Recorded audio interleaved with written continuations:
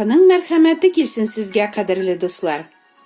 Bugun men sizga izgi yozmadan bir kinoya o'qib eshittirishga ham fikrlarim bilan bo'lishirga tilayim. Ko'klar podsholig'i mana narsaga o'xshash. Ko'z oldidan keltirig'iz. Bir podsho xizmatchilaridan hisob talab etgan. Oqsha hisobi boshlangach, ona 10,000 talant burchi bo'lgan bir kishini keltirganlar. Uning burchini qaytarishga oqshasi bo'lmag'ach, burchini to'latir uchun podsho uning o'zini, xotinini da, bolalarini da, bor mulkini da sotirga amr bergan. Xizmatchi podsho qarshida yuztuban qoplanib, "Burchimni ko'tchi, men senga borinda qaytarib berashakman" deb aytgan. Xo'jasi uni qizg'anib, burchini baxillagan ham xizmatchisini jibergan. Xizmatchisi esa chiqib ketgan ham o'zina 100 dinar tegishli xizmatdoshlarining birsini uchratgan. Ularni bo'g'azini yopishib bo'ğa boshlagan. "Menga burchingni to'la" deb talab etgan. Tegisi tizlarini yig'ilib ona "Burchimni ko'tchi, men qaytarib berashakman" degan. Ammo xizmatchi rizo bo'lmasha, burchini to'laganga qadar uni zindonga o'tirtgan. Podshoning boshqa xizmatchilari buni ko'rib bek qayg'irganlar ham bor bo'lgan holni xo'jalarına kelib so'ylab berganlar. Shundan so'ng xo'jasi haligi xizmatchini chaqirib, "Yaroqsiz xizmatchi, o'tingash men butun burchingni baxilladim. Men rahimlik ko'rsatgan kibik xizmatdashingga senda rahimlik ko'rsatirga tegish tug'il edingmi?" deb aytgan. Oshu chiqqan podsho xizmatchisi butun burchini to'lab bitirgancha uni g'azablovchilar qo'lina topshirgan. Bir talant rimlilarning eng zo'r oqsha biramligi bo'la. Ol 6000 dinarga tegiz. Bir dinar ishchining bir kunlik xizmat haqi. Shulay bo'lgach, 10,000 talant burchni xizmatchi yaqincha 200,000 yil bo'yi to'larga tegish bo'lar edi. Bu kinoya 10,000 talant burch xizmatchining bir qachonda to'lab bitira olmaslik zo'r burchini anglatuvchi uchun yozilgan. Nishlab podsho bu xizmatchining shul qadar ko'p burchini baxillarga bo'lgansin. Ularni qizg'angan deyila. Qizg'anu ol marhamat, rahimlik ko'rsatuv. Demak, podsho marhamatli kishi bo'lgan. Kinoyadagi podsho Allohni suratli. Bu ibratli hikoyadan biz Allohning marhamatli-da, lekin marhamatsiz kishilarga qarata o'zining adil hukmini qo'llanuvchi hokimda ekanini ko'ramiz. Podsho bu xizmatchiga eskitgich marhamat ko'rsatgan. Lekin xizmatchi o'zini ozgina burchli xizmatdashina nishlab shulay marhamatsiz bo'lgan so'ng. Demak, podsho ona qilgan marhamatni o'zlashtirmagan. Marhamatni o'zlashtirmaganini qo'yan ko'ramiz. Uning fikrlash ravishi o'zgarmaganidan. E'tibor etingiz, ol nishikdi. "Burchimni ko'tchi, men senga borinda qaytarib berashakman" de. Xizmatchi podshodan burchini to'lovni kechiktiruvnigina so'ray. "Ko'tchi" de. Ko'pmi ko'targa tegish bo'lar edi podsho? "Men borinda qaytarib berashakman" bu so'zlar narsa turunda so'yli. Xizmatchi bor burchini qaytarib bera olashag'ini ishona. Ya'ni burchining ol qadar zo'r tug'illigina, burchini to'larga uning o'z kuchi yetashagina, podshoning ongardan qanoat qolarini ishona. Aytigiz, uning ishonishi durustmi? Yo'q, bular borasida yolg'on. U yolg'onga ishona. Isbotlaymiz. Birinchidan, burchini to'lab bitirirga uning umrida kuchida yetmayacak. Alloh so'zi aytdi: "Kishi qudratini, o'z kuchini to'yanuvchi har kim qarg'ish egasidir." Ikkinchidan, podsho ko'rsatgan marhamat uning bag'rin qoti kelish qoldirgan. Boshqalarga qarata uning munosabatini o'zgartmagan. Rahimlilik ko'rsatmaganlarga hukm rahimsiz bo'lur deb kisata Rasul Yaqub iymon etuvchilarga yozgan xotida. Qizg'anishga qarshi bu xizmatchi bularni anglamagan. Xo'jasi ko'rsatgan marhamatni yuragina singdirmagan. Marhamatni o'zlashtiruvchi kishi o'zini nishib tutar edi? Хуҗаның рәхимлеге әлеге хезмәтченең күңелен төбеннән үк үзгәртер иде. Хуҗаның аңа карата кылган игелегенә рәхмәтле булу, мәрхәмәте белән соклану, аңа охшарга тырышу, аңа тугры булып хезмәт итү, хуҗаның бу гамәле турында сөенеп башкаларга да сөйләү теләге уятыр иде. Киная безгә Аллаһының мәрхәмәтен кабул иткән кешенең күңеле үзгәрергә һәм ул мәрхәмәтле булырга тиешлеген күрсәтә. Ләкин еш кына безнең дә якыннарыбызга булган мөнәсәбәтебез әлеге рәхимсез хезмәтченекенә охшамаганмы? Ничек?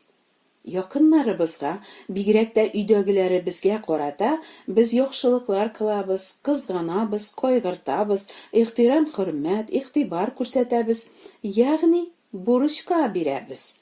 Һәм, дөресен әйткәндә, алар да безгә шулай ук кайтарырлар дип ышанабыз, көтәбез. Безнең шушы көтүләребез, өметләнүләребез бурычыбызны кичерү түгел, түләү вакытын кичектерү генә була да инде. Әгәр безгә бурычлы якыннарыбыз без көткәннәрне кайтармасалар, бездә канәгатьсезлек, үртәлү, үпкә ачу тумыймы? Шулай ук безнең сүзләребез дә моны раслый. Син тагын! Мин бит сиңа карата үземне шулай тотмыйм. Син бөтенләй үзгәрмисең. Күпме моңа түзәргә була?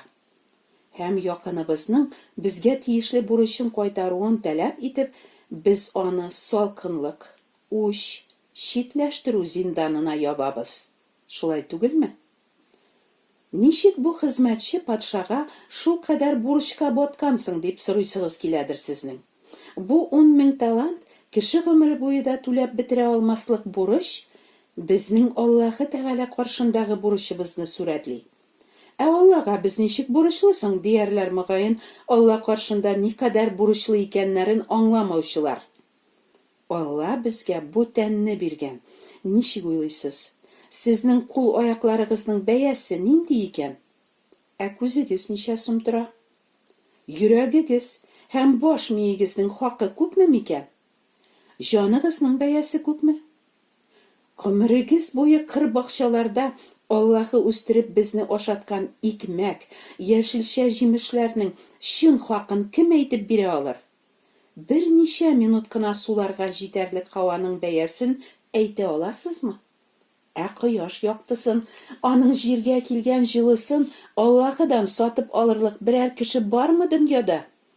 Шишмә елгаларыннан Аллаһы һәр вакыт безгә мул итеп биреп торган саф чиста суның бәясе күпме тора дип уйлыйсыз? Аллаһы һәр кемгә шушы гүзәл җирдә тормыш, сулыш һәм барлык нәрсәне биргән.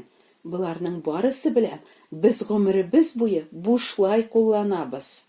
Шулай ук безгә һәм балаларыбызга яхшы булсын өчен Аллаһы үзенең канун һәм кагыйдәләрен биргән.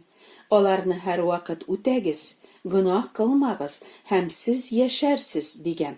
Инде тыңламасагыз, гөнаһ яратсагыз, сез үләрсез дигән. Ләкин без кешеләр Аллаһының әмерләрен ишетергә дә, белергә дә теләмәдек. Барыбыз да үзебезнең мин дигән Аллабызга табынып, үзебезчә яшәдек. Һәр бер гөнаһыбыз өчен без газап күлендә мәңгелек үлем җәзасы алырга тиешбез икән. Аллаһының сүзе шулай ди.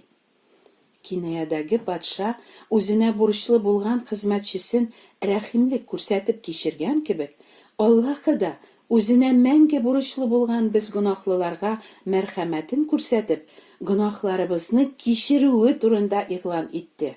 Бу турыда Аллаһы пәйгамбәрләре аша да, үзенең сүзе аша да, соңыннан үзенең сөекле улын җиргә җибәреп тә белдерде. Аллаһының канунын һәр кеше гомере буе, һәр вакыт һәм төп-төгәл үтәргә бурычлы. Ләкин моны һичкем үти алмый. Ягъни бер генә кеше дә Аллаһы алдындагы шиксез бурычын түли алмый. Шуңа күрә Аллаһы рәхимлек күрсәтеп, безнең бурычлар өчен юлым хакы түләп, безне мәңгелек үлемнән коткаручы итеп, сөекле улы Гайса Мәсихне изге, татулаштыру алып килүче корбан итеп җибәрде. Ул Безгә каршы булган, Муса канунын тутмаганлыктан безне гаепләгән бурычларыбыз исемлеген, кагыйдәләре белән юкка чыгарды һәм хошка кадаклап, аны бөтенләй алып ташлады. Тамукка китәргә тиешле без гөнаһлыларның бурычын түләп, Мәсих үзенең җанын безнең өчен бирде. Үзе күкләрдән җибәргән шушы изге корбан хакына гына Аллаһы Гайсәгә иман итүчеләрнең гөнаһларын кичерә. Ә инде Аллаһының корбанын соңга сукмыйча, үзләренчә яшәп, савапларына, изге эшләренә, дини гамәлләренә таянып, оҗмахка керәчәкләренә ышанучыларның барысына да каргыш төште. Чөнки изге язмада Канун китабында язылганнарның бөтенесен даими үтәмәүче һәркем ләгънәтләнә дип язылган. Кадерле дуслар, ашыгыгыз, мәңгелек бурычыгызны үз җанын биреп түләүче каршына ялварып килергә. Ихлас иман итеп гөнаһларыгыздан борылсагыз, җаннарыгыз бер туктаусыз кортлар кимерә һәм һич сүнмичә ут янып торган елаш, тешләр шыкырдату һәм мәңгелек газап урынына китмәс. Вакыт бар чакта Аллаһыдан күңелләрегезне рәхимле итүче яңа йөрәк сорагыз. Сорагыз һәм сезгә бирелер. Амин.